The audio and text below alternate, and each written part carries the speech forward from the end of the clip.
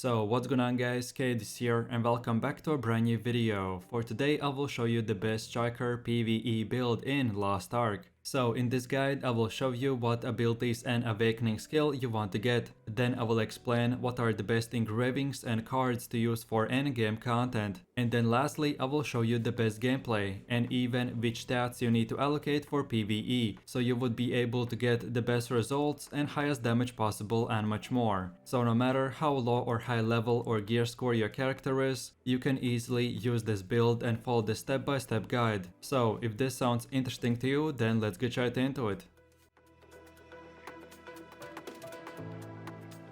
So the striker is a very high mobility class with small AoE skills. Nevertheless, stronger elite and boss monsters are easy target for striker's single target focus skills. The striker is a burst synergy class because of the attack speed buff and the crit chance debuff he gets from his abilities. And then at the endgame we will be using the dead blow engraving, which will make our build do a lot of more damage and much more. So if you are looking for the best leveling, raiding, chaos dungeon or any other PvE content build, then this is the one for you. Okay, so now let's move over to the build itself, and these are the skills you want to have. So then for the first ability we have the Tiger Emerges, and we want to use 10 levels to unlock the quick preparation, single strike and ascension. And then lastly for your rune you want to get the Overwhelm. Then for the second ability we have the Lightning Whisper, and we use 10 more levels to select the Lightning's Blessing, quick preparation and fatal lightning. And then for your rune you want to get the Wealth. Then for the next one we have the Storm Dragon Awakening skill,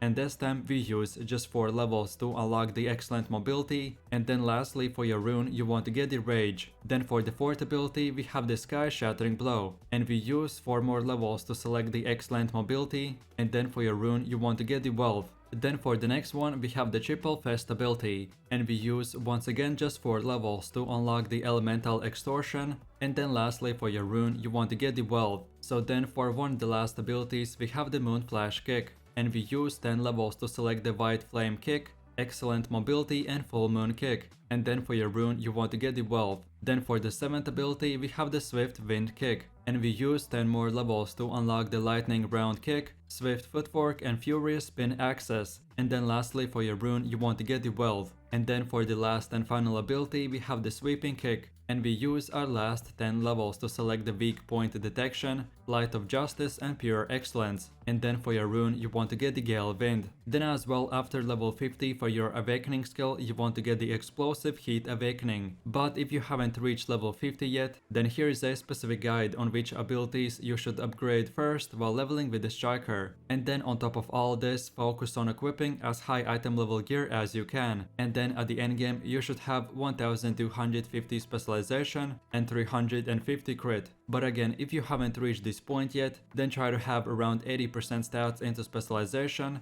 and 20% stats into crit. Okay, so then the way I would recommend to upgrade this build is at level 50, you will get around 250 points. So this is how your build should look like, but then by doing more and more endgame content you will get more points. And at the absolute endgame, this is how your build should look like with all the 410 skill points. So at the start you use the 252 point build, and then by leveling up and completing quests you will get more points. So just keep on improving your skills and getting higher tier runes as well. So then let's move over to the engravings, and you want to get the Dead Blow. This engraving will allow your esoteric skills to deal massive damage because of the extra orbs that you will receive. And at level 3 your effect will be 70% more damage, so this is huge for endgame content. Then for the second engraving we have the Master of Ambush. And since your striker class relies on back attacks for extra 10% crit rate, this engraving adds extra damage on top of all this. Then the next one is called the Keen Blunt Weapon, and because our build has more than 60% crit rate, especially from the Lightning Whisper skill, getting increased crit damage will come very handy to increase our overall damage. Then for the fourth engraving you want to get the Adrenaline, and this will stack up your attack power even up to 6 times, and at level 3 you will get up to 15% extra crit rate. Then the next one is called the Grudge, and this is more advanced engraving that is recommended for tier 3 content. This grudge is the most efficient engraving against mobs, and you will get your damage increased, but in return you will take 20% more damage. So when you get to the very endgame content, which is called tier 3, then get this engraving, and before using it, get it to at least level 2, because at level 1 this engraving is not that efficient. And then for the last engraving we have the Cursed Doll, and this is a significant attack power increase at the cost of 25% healing penalty. This penalty can be offset by paying more attention on dodging red AoE circles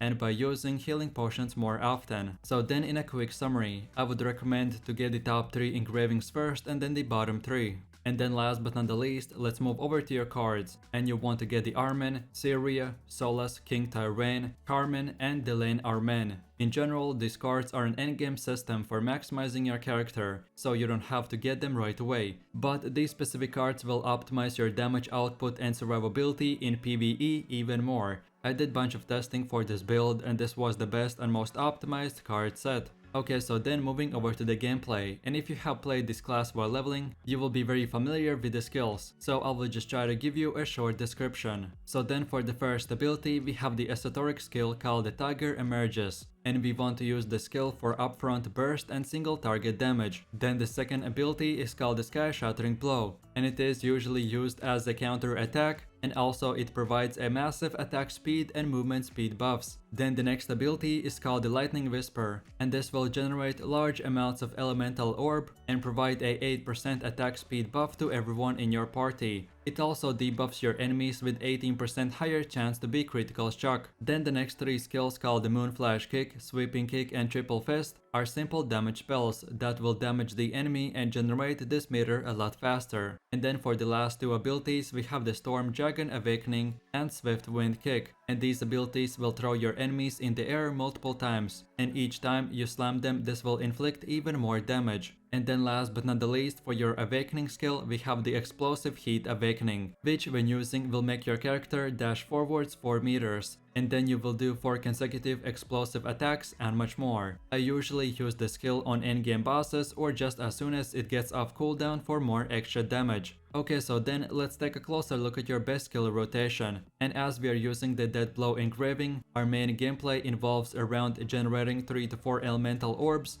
and then using your esoteric skills, and then doing massive amounts of burst damage. So the highest damage rotation is to first of all generate 3 to 4 orbs from using the Moonflash Kick, Sky Shattering Blow, Storm Dragon Awakening, and Swift Wing Kick. And then when you see all of your orbs light up, then use the Lightning Whisper, then the Sweeping Kick, and then finish it off with the Tiger Emerges. So let's take a look at what we did in this rotation. We basically used normal damage abilities to generate all of our orbs. Then we used the Lightning Whisper ability to increase our attack speed, and then at the same time we apply a crit resistance debuff to the enemy. And then lastly we used one of our glowing skills called the Esoteric skill, which will do a lot of damage, and then we repeat the same process. So now in my last and final conclusions for this build. Remember that if you follow the rotation, you will do a bunch of fast damage, and if you can repeat the same process all over again, you will do crazy amount of damage over time. Then as well apply your Lightning Whisper ability before dealing damage, so you would get attack speed buff and increased crit rate on your target. Then the main stat for this build is specialization, so we would get increased elemental meter gain and increased esoteric and awakening scale damage. And then lastly, your priority is to get to level 3 for the Dead Blow and Grudge engravings, and that's about it. So I really do appreciate everyone for watching, guys, and I hope you enjoyed it. If you have any suggestions, feedback, or other good Lost Ark PvE classes that you would like to see in the next video, then feel free to leave your comments in the comment section down below. If you are interested in the top 3 best PvE builds, or instead the top 3 best PvP builds, then check the links in the description or just scroll through my channel. And while you're doing that, please click like, subscribe, and enable that notification bell, so this way you could support the channel and you won't miss any more amazing content from me. With all this said, you have an amazing day, and I'll catch you in my next video. So take it easy,